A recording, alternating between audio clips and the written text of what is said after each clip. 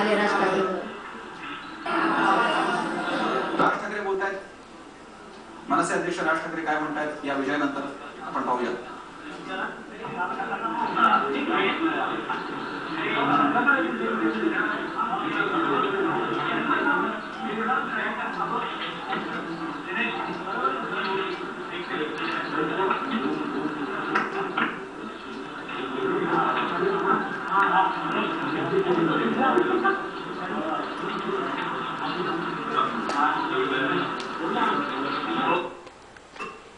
मला तर असं वाटतं की यापेक्षा सुद्धा दुर्दशात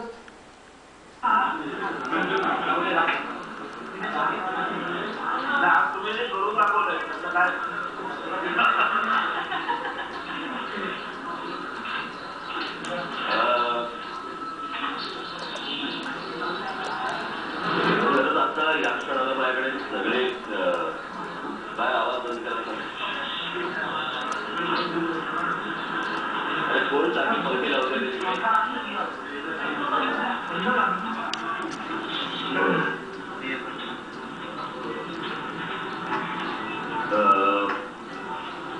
प्रत्येक ठिकाणी जर सुद्धा आपण बघितलं तर गेल्या वेळेच्या निवडणुकीत आणि या निवडणुकीत प्रत्येक ठिकाणी माझे निवडीवाले उमेदवार होते.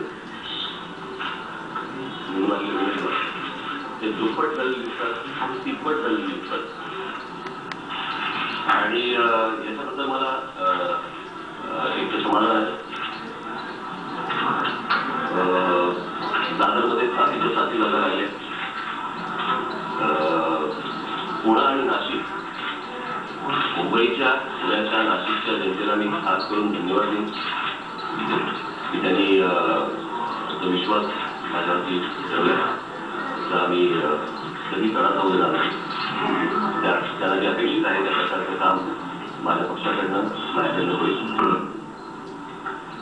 निवडणूक, प्रत्येक निवडणूक मला असं वाटतं की तुम्हाला काही ना काहीतरी शिकवण येते. आणि याही निवडणुकीत अनेक गोष्टी शिकायला मिळाल्या आणि त्याचे सगळे रिपोर्ट्स हातामध्ये आल्यानंतर अजून अनेक काही गोष्टी शिकायला मिळतील. काही जागा आमच्या मुंबईमध्ये अत्यंत थोडक्या मताने गेलेल्या आहेत. तिथेही या सगळ्या गोष्टी पाहणं आवश्यक आहे की इतर पक्षाला कोणाला आतून काही छुपा पाठिंबा होता का, काय होतं का, काय होतं. आणि मला असं वाटतं की त्याच्या एकदा अनालिसिस त्याचं झालं की पुन्हा मी जोमाने कामाला लागलो. पण जे आता हातात आलेलं आहे मला असं वाटतं मी त्याच्याबद्दल समाधानी. आणि ज्या काही त्रुटी राहिल्या असतील, राहून गेल्या असतील, तर आमच्याकडनं काही चुका झाल्या असतील माहीत नाही. परंतु त्या नजीकच्या भविष्यकाळामध्ये आम्ही नक्कीच सुधारण्याचा प्रयत्न करू आणि उत्तरोत्तर पक्षाची वाढ होईल अपेक्षा काय म्हणते नाही. इथेच म्हणलं जरा त्याचा अनालिसिस होईल या सगळ्या गोष्टींचं. कुठे चुकलो, कुठे काय झालं, कुठे कमी पडलो, कुठे का आलो, या सगळ्या गोष्टी मला असं वाटतं की अजूनही अनेक ठिकाणचे रिझल्ट बाकी आहेत यायचे. पुण्यातले काही बाकी आहेत, नाशिकमध्ये काही बाकी आहेत.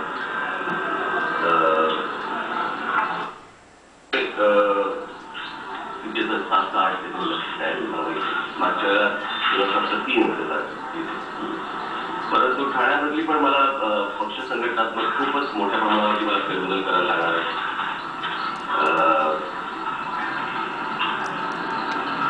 जे चुकले त्यांना मी करणार अजिबात करणार. मुंबईतही मला त्या गोष्टी पाहाव्या लागतील. आणि बाकी काय एक प्रश्न असा आहे की तुम्ही मुंबईत आणि आणखी घेतले असं रिझल्ट